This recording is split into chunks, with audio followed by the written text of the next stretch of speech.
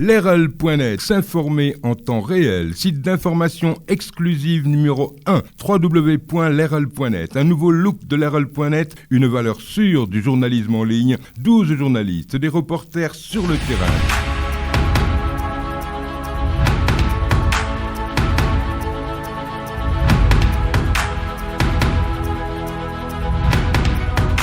Asalaamaaleykum mbokk internet yi yéen ñi seetaan Leral.net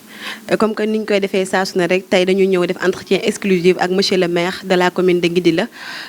vous savez que ni Ngidila macha allah commune la boo xamante ne si dafa wër Louga ci après acte 3 de la décentralisation la ñu am maire dañuy bàyyi monsieur le maire rek moom mu gën a présenté wu ñu gën a xuus ci mbir yi monsieur le maire ñu bàyyi la nga présenté wu.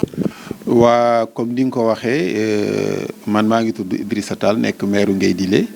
nekk ko depuis le 14 juillet 2014 mooy noo jëkk a nekk maire fii ci commune bi comme ni nga ko waxee itam mu nekk maire boo xam ni vraiment danoo nekk dëkkandoo ak commune bu Louga moom la ñu nekk am nañu yeneen commune yu nu digalool mais nag commune bi nu gën a sësool bi nu gën a dugganteel ci wàllu suuf mooy commune bu Louga ancienne communauté rurale la woon benn commune la boo xam ni superficie bi ma ngi toll ci lu war a toll 192 kilomètres carrés population bi toll ci 25 000 habitants mu nekkit nag commune boo xam ni dafa wër Louga féete ko ci côté bu ci nekk sës ak commune bu Mbédiène ak bu Ñomre ak commune u Kell Gueye ak Ngën Saar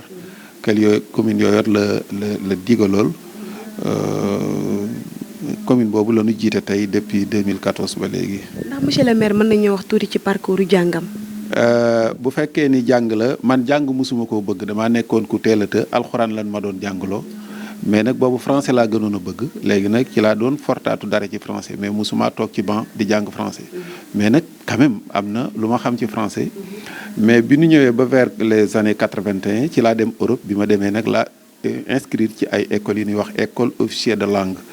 foofu nag mën nga fa jàng langue yu bëri foofu laa defee espagnol xëy na ak lenn ci français foofu laa ko gën a jànge ak jàngaate ko mais nag ci daara lan ma yóbboon mais damaa nekkoon ku teelate koo xam ne nii ku naqara woon seere la ba jàng vraiment def loo woon ma ko nekkoon na lu xawoon a jafe tuuti la mais nag teewul am na tuuti lu ma ci xam daal. waaw monsieur le maire en parlant de daara gis nañ xale yi nga xamante ne si ñoo ngi ci mbedd yi côté yi sax ci lañ gën a bëri muy xale yi nga xam dañuy nekk ci mbedd yi seen parents yi teel leen a bàyyi ci daara yi abandonné leen looy wax ci loolu. boobu loolu responsabilité partagée lay tudd mais nag parent bi kenn ëpp ko ci responsabilité mais état itam am na ci responsabilité bu rëy ndaxte ndongal daara yooyu nga gis seeni waajur na ngi fay ay impôt moo xam impôt direct la wala indirect fi mu toll am na lu ñu tuddee TVA muy sa micro bi muy sa tablette bi nga yor muy verre yi ak léegi yëpp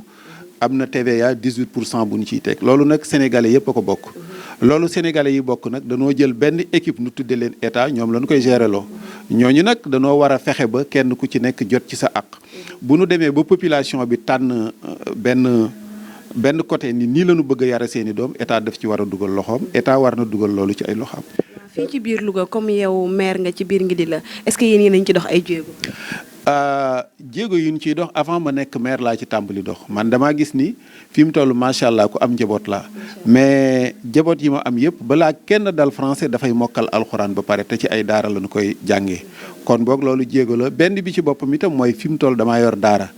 par exemple fi mu toll su ma wàccee heure bi nii damay dem kër ga su ma dalloo 18 heures fu mu jotee maa ngi ci daara jooju kon boog léegi man loolu dama ànd ci bu baax a baax xale yi nu yar leen yarub diine fi mu toll tey sunu réew mii ñi fi gën a jub gën fee jubal ñu ci bëri jaar nañ ci daara kon daara jooju am na solo mais nag quand même ni ñu koy defee loolu parents yi dañu ko bëgg a def te duñ ci fare dara kooku parents yi dañu war a jël seeni responsabilité yenn ci sëriñ ñi ñuy tuddee sëriñ yi daara yi koy def it am nañ ci part de responsabilité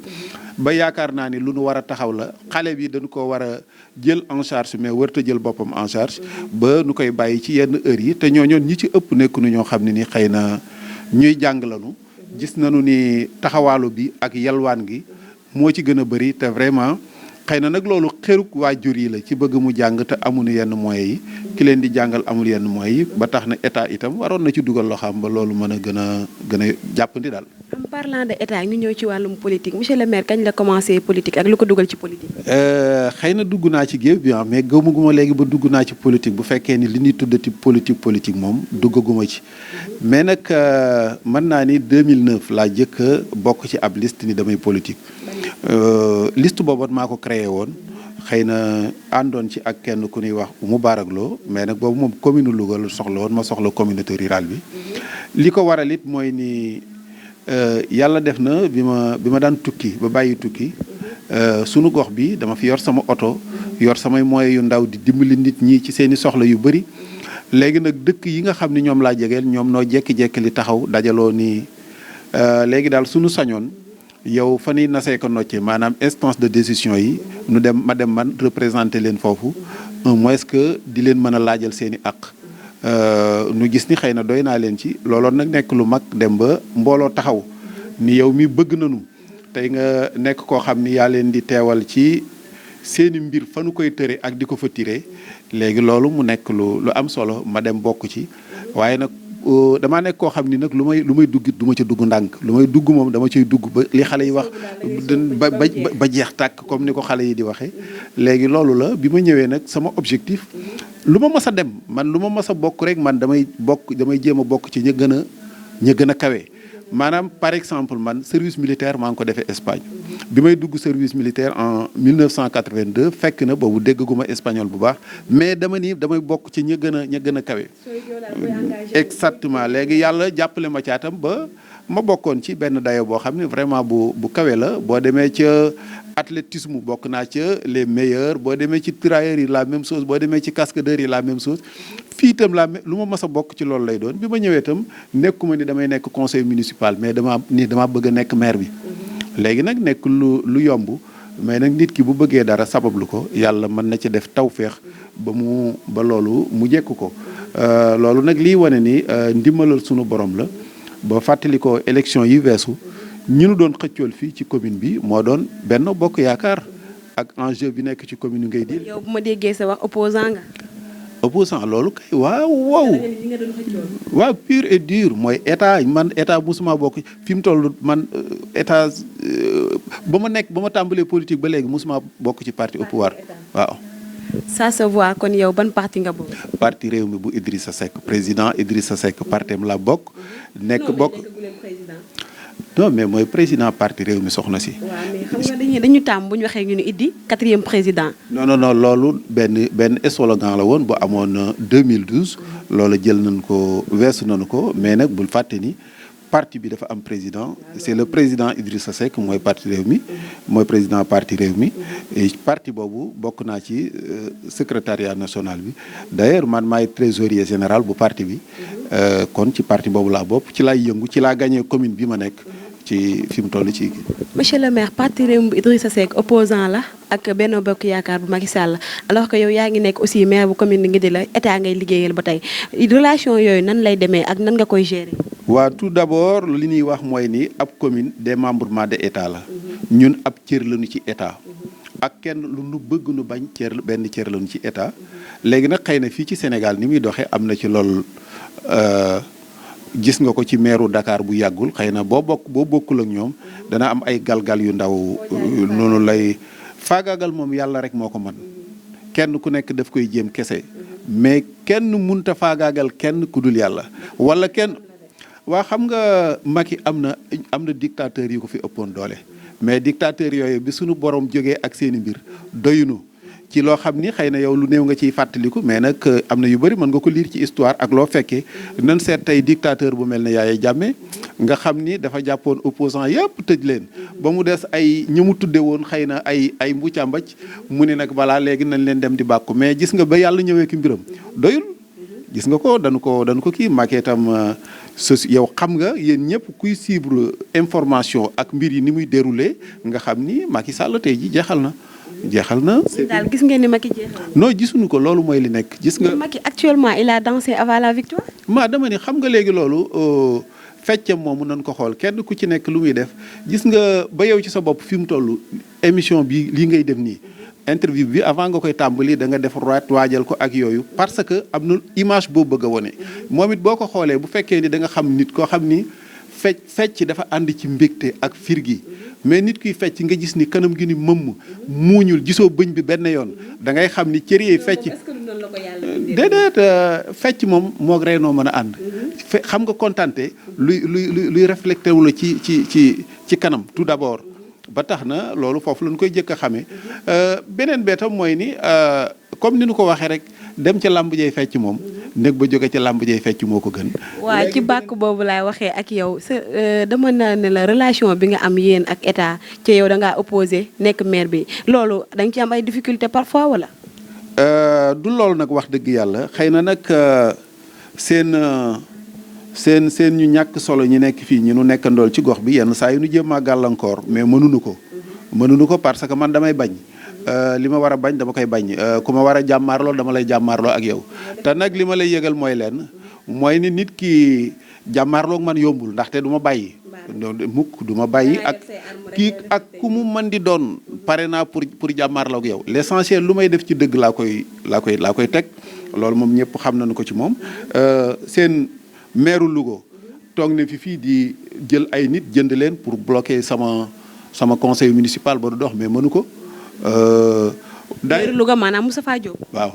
mais mënu ko bi nu demee te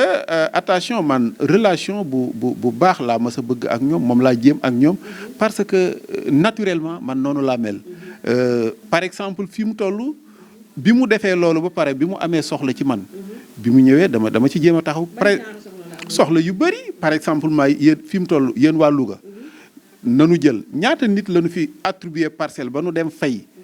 frais de bornage yi mais mënuñu leen a jox kër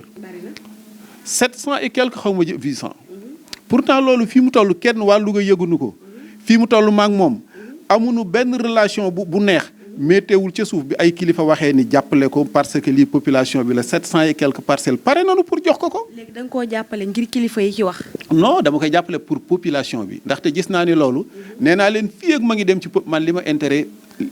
ma intéressé mooy population bi fii ak loolu ma ngi jëm ci population bi man pare naa pour ko def ko parce que dañu ma fi jël ci benn durée boo xam ni buy jeex la léegi nag lan mooy sama réussite ci moment boobu mooy fexe ba jëriñ population bi loo mën di def ak loo mën di wax te defuloo loo xam ni am na benn utilité pour population bi réussir sa mission léegi nag ak lu mën di xew boo fexee ba population boobu nga satisfaire leen sa mission léegi nag bokk na ci li gën a jafe li gën a tiital waa Louga ak li nu gën a sonn kenn musta gis ci Sénégal wala musuma ko dégg nit koo xam ne nii fay na frais de bornage ba noppi amuñu kër bu nu ko jox loolu musuma ko gis léegi nag bi ma ñëwee nag nit ki nga xam ne jox nañ ko këyitu kër dafa rëy dem ba nu jox la ni la 4 bornes yi yaa ko moom nga dem ba mu yàgg nga gis ni ay naxee mbaay la kooku vraiment boo ko jëlee ci loolu lu rëy lay doon i pare na pour jàppale ko moom sans moom waxuma ko ba léegi directement am na nag ñu nekk ci ay service am yu ma ko wax. waaw bu ko seetaanee yaakaar naa ni loolu nag bu yàggul nag xëy na waragul a mat ay une semaine dégg naa ay cuqam yuy ñëw di dal ci sama kaw naan meeru ngay diile day jël suuf si di ko parrainer wala kii ak yooyu ma ne ko nag na arrêté au cas contraire lii dinaa ko bloqué kenn dootu ko jox. non mais monsieur le maire da nga def pour population bi. ah waaw mais nag quand même bu nu demee ba nag ñi tax nga di ko def ñoom nu ñëwaat bëgg laa boole population bi. non mais nag quand même léegi xam nga léegi loolu mooy boole la yow boo dee def pour population bi pour ñoom ci seen loo xam ni seen faveur la nu dem ñoom ba bëgg laa boole population bi naan leen kër yi muy yor moo ngi koy def nii moo ngi koy politique te loolu du dëgg kenn ku nekk xam na ni ku nekk xam na ni APR moom nooy politique xaalisu réew mi. monsieur le maire bu ñu la déggee moo débloqué 2 milliards francs CFA ni leen dem leen parrainer yéen waa Louga ñi nga xam ni vraiment dama leen di yërëm parfois ak nag vraiment xaw leen a xeeb ci ay lali basang 250 000 francs ak jël ay 16 ku indi nangami signature nu jox la 56 ak yooyu ak ku ñëw 25 personnes yu nekk nu jox leen 250 000 ku nekk 10 000 francs dama leen a yërëm wax dëgg yàlla.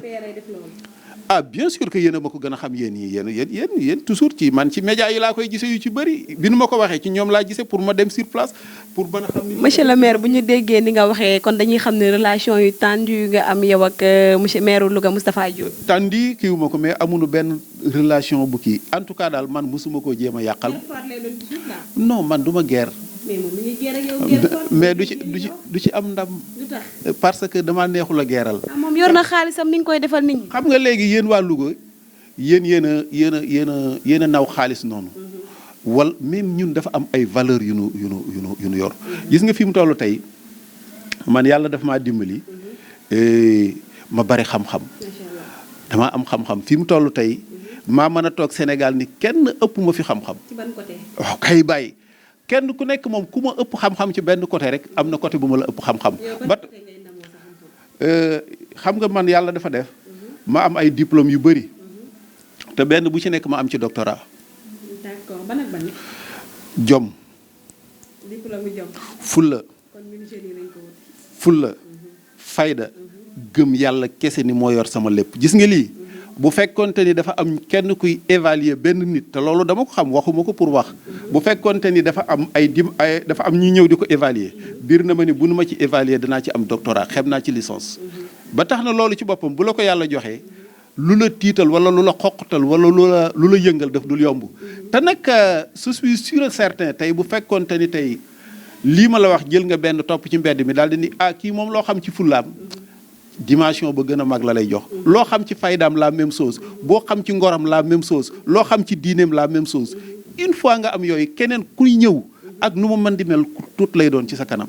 macha allah monsieur le maire sànq dégg naa ngay wax ne ñu ni dañuy wax ne da ngay campagne terrain wala da nga koy politiquer mais dañuy dégg aussi ñu ni monsieur le maire li muy maye ci ay terrain ba léegi. gis nga fii mu toll nii diggante 2015 ak léegi am naa fi 6300 et quelques demandes. léegi attribué nañu plus de 4000 et quelques. plus de 98%. su ma dajee woon ak ñoom ci mbedd mi du ma leen xam. menn man maa mën a taxaw rajo. ni ku ma mas a jox benn centime ci terrain. wala dara na nga ñëw nga dénoncé ko. parce que soxlawuma ko xam nga yàlla dafa def leen. man bi may am 22 ans. ci laa génn dem Europe. sama premier compte bancaire maa ngi ko ubbi le 9 août 1982 boobu biir na ma ni juddoogoo. te maa ngi ko ubbi woon Europe. fi mu toll yàlla def itam nag ma am lu ma dunde ma am lu ma teddee avant de être maire je suis entrepreneur qui gagne des marchés yu mag a mag nag ci institution yi gën a mag ci Sénégal comme ay Ageroute ay Agitip ainsi de suite ak yooyu ma di ko gagné yor sama xaalis di ko liggéey loolu bi ma nekkee maire laa jël loola ni ko tegg fële maintenant moi je suis un retraité sama pension bi may am ci sama entreprise bopp la retraité kon xam nga léegi du ma bokk ak ñi nga xam. monsieur le maire daal am na ay entreprise. dama ni du ma bokk ak ñi nga xam ni tey ñoom bu weesoo politique du nu lekk. te heure bu nu jeexalee politique jeexal nañu tàkk. bu ñu jeexalee kaso baa ngi leen di xaar. am na ci nag tiit naa ko ci am na ci ñooñ xaw ma de en tout cas looloot biig la ñu koy waxtaanee ma ni leen man yaakaar naa ni kaso du avancé am réew. damaa gëm ni élection yi bu ñëwee. président Idrissa Seck dafay gagné élection yi moom laa gëm. mais man li ma koy conseillé nanu fàtte mbooleem li nit ñi defoon te li ci kanam nu tàmbali ko def parce que am na nit bon ngoo xam ni bu ko nit bonee nan ko bàyyeeg yàlla li ci des te li jëm ci kanam nu organiser wu façon boo xam ni wut ay benn système boo xam ni xaalis kenn dootu ko mën a sàcc ci façon bi benn yan yu bëree bëri réew yaa ngi koy def européens yi gisuloo ñi fi génn léegi nii maa ngi koy wax ak ñoom léegi pourtant dëkkuñu fi ay na nga jóge Belgique mais problème bi ma ngi réew yooyu yëpp da ngay dem gis ni am nañu benn système de contrôle boo xam ne ni xaalis kenn du ko mën a jël comme ni mu la neexee di ko mel ne sunu njiit yi nooy buur nooy bummi jël xaalis bi ñoom seen i doom seenu njaboot seen i goro loolu dafa war a jeex. loolu mooy système mu Sénégal. mais nag loolu daf fi war a jeex. xam nga léegi gis nga fi mu toll tey boo ñëwee ngi di léegi bi ma fi ñëwee ba léegi doo gis ku bokk ci sama famille. ku fi am benn dërëm wala ku fi jox benn faveur wala dara kenn ku nekk da ngay ñëw na nga koy jotee kese mooy mérite loolu lay doon fi mu toll nii tey avant ngay ñëw depuis ca suba ba léegi chaque jour damay dem julli ji door a ñëwaat nit ñi dañuy fees xamuma ci kenn ku ñëw sa àq lan kese lan lay jox. dañuy fees pour lan pour jël si lan. pour ay lu nu mën a am ci mairie bi ñun ñoo xam ne nii ñu ni jël tey ñu ni jël ñu prise en charge ñu feebar mënuñu faj seen bopp nu faji leen ñu bëgg kër mënuñu am kër nu may leen kër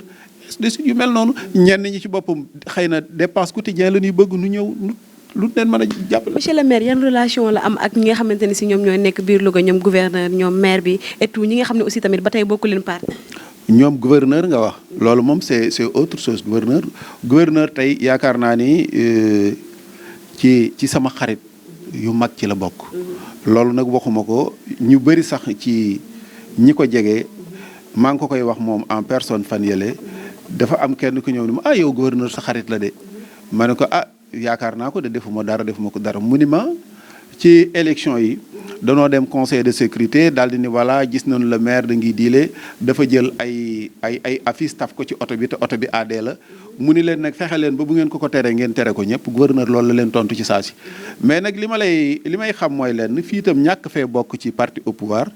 ab bëre bu rëy la de gars yi danañ la galgal fu ne. waaw foofu laa bëgg a laajee ak yow parce que yow ni ma la wax sànq rek nee naa la parti wu réew mi nga bokk ci la plupart ñu fi nekk Macky Sall la ñu àndal Benno Bokk Yaakaar lañ bokk yow nooy dundee loolu ci biir Louga. rien du tout def la ma war a def fi mu toll tey boo xoolee département bi 17 communes moo fi nekk man ak keneen kese noo ci àndul ak Macky Sall mais fi mu toll commune bi gën a avancé du ma ne ci département bi ci région bi mais sama commune la parce que dama nangoo liggéey te dama jub waaw c'est ça le problème. non du loolu nit ñee ko wax mais loolu nit ñee ko wax demal ci mbedd mi kenn koo laaj mooy ni maire ngay diile lépp ci yoon la koy teg. man daal xam naa ne moom koo laaj danañ la mën naa maye terrain mën naa maye da nga koy politiquer wala da nga koy def ngir yàlla. ñun danoo baax ñun avant loolu gisuloo xoolal ñun danoo dëkk Louga dëgg-dëgg xam nga lu tax ma dëkk Louga boo génnee Louga jëm penku dëkk bi ngay jëkk a jot Njang Fall la tudd. sama yaay magam bu mu bokkal ndey ak baay moo fay chef du village boo génnee Louga jëm sowu dëkk ba fa nekk Weli Ngara Taal man mi bokk naa ci ñi war a nekk chef du village sama papa bàyyil dama fa plus de 60 hectares suuf gis nga ba ma ci jëlee la may bay ba pare la ca des dama koo jël dagg ko ay parcelles dem fay frais de bornage yi ni kenn ku ñëw pour dëkk ma jox la amul benn centime booy joxe te am benn parcelle boo ci jaay ko plus de 1 million francs CFA loolu gisoo ko fenn Sénégal xam nga lan la danoo xam ni suuf si dañuy dee bàyyi ko fi te nag fii mu toll ba may dugg suuf maag sama njaboot incha allah danañ di lekk di naan te loolu laa bëgguma ay milliards yoo xam ni dama koy jox samay doom nuy dem États-Unis di jënd ay oto yu kenn xamul nu mu toll wala ma di ko jox samay goro wala ma di ko jox kooku loolu dafa nekk loo xam ni amulu mujj nañ xool ñi ko fi doon def te del seet ñi ko fiy def fi mu toll fan la ñuy mujj. macha allah monsieur le maire lan ngay wax ci parrainage comme que yow opposant nga parrainage xam naa ni du la neex. du question du ma neex parrainage lu fi masoon a nekk la c'est-à-dire système bi nu ko defee ak ki fi nekk nga xam ni mooy Macky Sall ni mu doxalee nga xam ni kenn ku nekk dafa gis ni avant parrainage bi da am opposant yi nga xam ni dañu fi nekkoon nga xam ni vraiment ñi am na tiitaange ci ñoom daf leen a commencé di éliminer kenn par kenn dañ jël ku mel ne Karim Wade daf ko jël exilé ko mënatu la ñëw ci réew mi loolu yéen a ma ko gën a xam nga gis ku mel ne Khalifa Sall nga xam ne mooy sunu royuwaay ñun maire yi ñun maire yi Khalifa Sall mooy sunu royuwaay mu jël ko tëj ko ci prison bi fexe ba tere ko du bokk ci kii bi élection yi léegi nag ñeneen ñi ci des nag mu seet neneen ñoo xam ni lay tere ñeneen ñu ne bokk ci élection yi mais nag dafa dugg ba ci biir mais dana ko coûter cher parce que fii mu toll ñoom na ngi wër pour nu am kenn ku leen parrainé ci Louga gi ngeen dëkk gën ma ko xam bu nu joxewul xaalis mun na ko am man nag chaque jour fi mu toll su ma jógee fii ba guddi jot nit ñi nooy ñëw ci man di ma wax dañ la bëgg a parrainé. daal cela veut dire que yow wóolu nga sa bopp ci parrainage. non ñun matal nanu. ñaata pour cent lañ leen laaj. ci fan fii Louga. région de Louga defe naa ni ma ngi toll ci ay 8000 et quelques mais matal nanu bu yàgg fi mu toll li ñuy def lu ñu ciy tegaat rek la. waaw. monsieur le maire gëm nga sa bopp nii. non du question gëm sa bopp loolu lu am ba pare la. dan laa laaj nangam weesu nga ko loolu du gëm sa bopp. ba pare fi mu toll yaakaar naa ni opposition bi bala moo yàgg ñoom na ngi totaliser li nu am mais defe naa ni opposition bi kese fi mu toll li leen pare ne defe naa ni egg na ci 3 millions et quelques.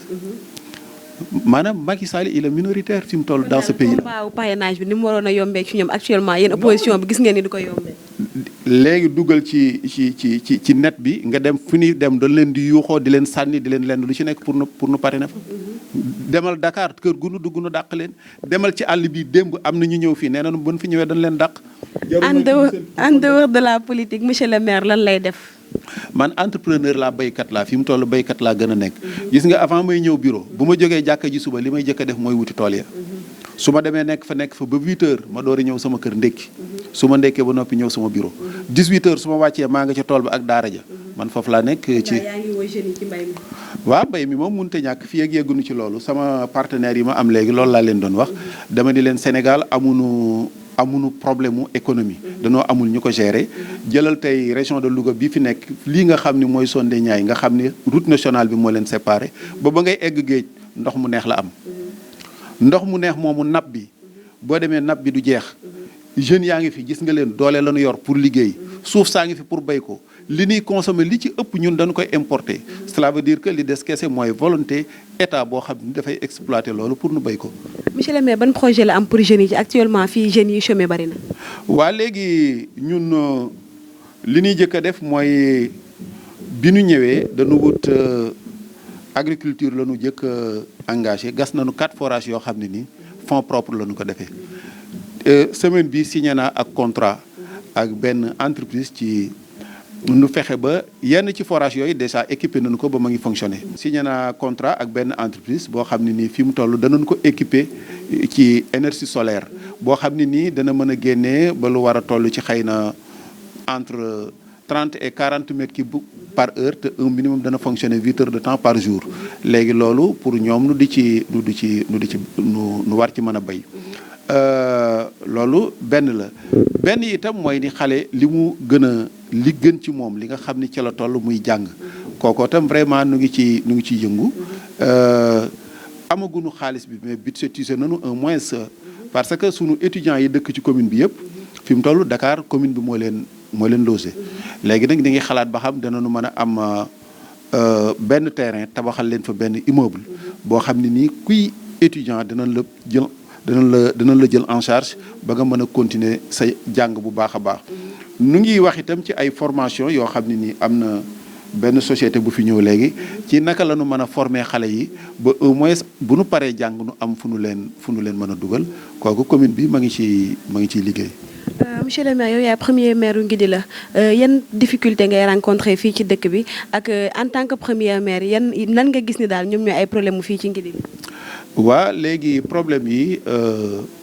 yu ci bëri gis nga fii nga nekk nii tey salle boo fi gis dañu ko climatiser boo xoolee état civil bi dañu ko informatiser sunu lépp dañu ko informatiser fii mu toll amuñu benn bénévolat ñoom ñëpp dañu leen di fay léegi nag pour nu egsi foofu vraiment am na problème sérieux fexe ba ñi war a fay li ñuy fay nu di ko fay loolu problème la ndaxte sénégalais ci boppam moo tàmmul lenn lu ci nekk muy def exact li mu war a def loolu seen problème la mais bi ñu ñëwee ni ngi góorgóorlu ba yéen waa Louga suuf si ngeen di tabaxee ci sunuy carrière ngeen koy jëlee daawu leen fay dërëm da ngay gis ni lu nekk Louga muy hôtel muy restaurant ak lu mu mën di doon seeni panneau publicitaire ci sunu suuf ngeen ko daan sampun mosu leen woon a nangoo fay dërëm danay gis ni yenn station yi ci sunu suuf la nekkoon mais commune Louga dañu mas a considéré ci seen biir la daawuñu fay dara dañuy gis ni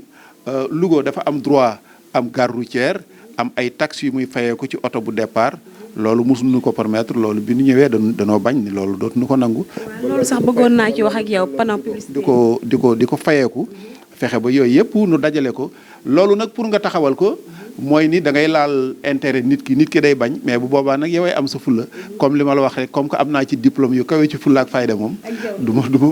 du ma bàyyi kenn jël sunu alal ci benn côté. kon daal panneau publicitaire yi ak station et tout léegi dañuy fay. ñëpp a ngi fay. ñëpp dañuy fay ku fi nekk lu fi waay war a fay da nga ko fay fi mu toll.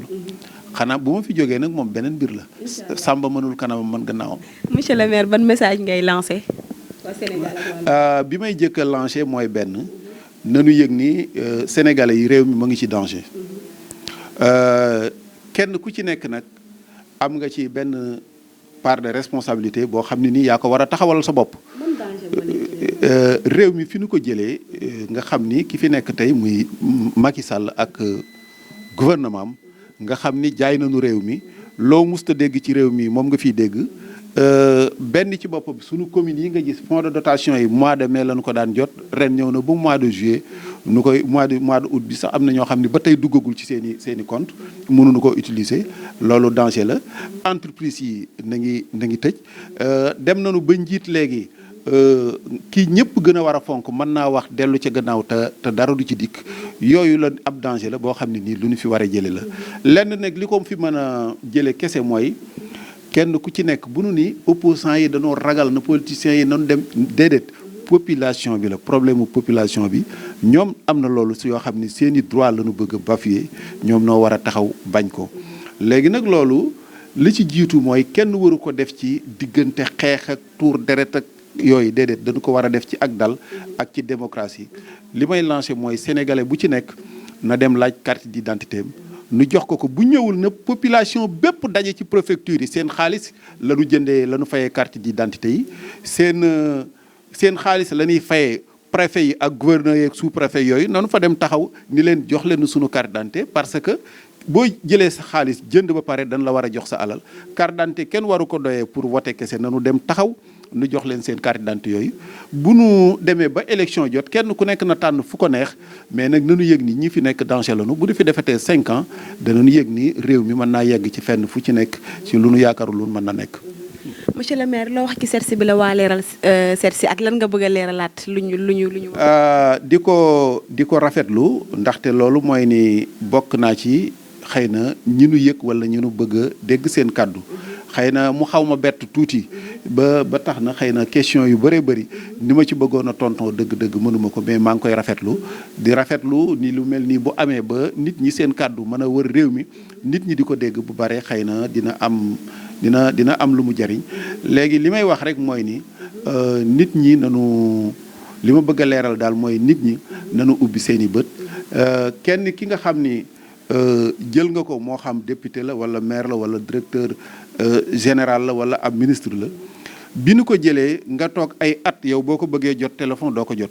boo bëggee dem ca bureau mënoo fa yàgg ba mu yàgg mu jekki-jekki li dem jël ay saisam dem jël ay laltoob jël xaalis ñëw ba ca sa koñ fekk fa yenn saa yi sax mu boole ci xumbent boo xam ne nii daf leen koy naxe pour ngeen di génn nanu yëg ni loolu diggante rëbbkat ma la ak picc ma kese bi mu jëlee peppam ak ndoxam teg ko yiwu picc mi ak biiram taxul boppam moo tax daf lay këppatal loolu nit ñi nanu yewwu ci loolu ba tax na vraiment gis naa ni nit ñi nanu gën a am fulla li nu leen di jox ay 10 000 francs tey boo demoon ca marché ba béy wa gën a ndaw boo ko doon jënd dana ni la 25 000 francs yow na nga nekk jëmmi nit ak sa dignité di jaay sa bopp ci 10 000 francs wala dara nit ki bu ko defee ba noppi bu jàkkaarloog moom ci seetu bi war na am gàcce ci ni vraiment yàq naa sama dund te loolu kenn waru ko def nit ñi nanu yëg leen muy man muy keneen nit ki boo ko falee ba mënatoo ko jot ba noppi mënatoo ko jot téléphone amatoo accès ci bureau mënoo la nga xam ni moom lañ koy doyee gis nanu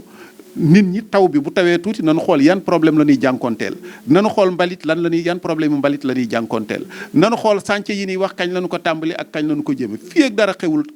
maanaam liggéey dafa nekk loo xam ne nii lu permanent la war a doon waaw c'est continuel dafa nekk loo xam ni dañ ko war a ñëw kenn waru ko dafa war a nekk lu ñuy war a def ci moment bu ci nekk mais dañuy toog ba élection ñëw nit ñi loolu lañu war a xalaat di ci def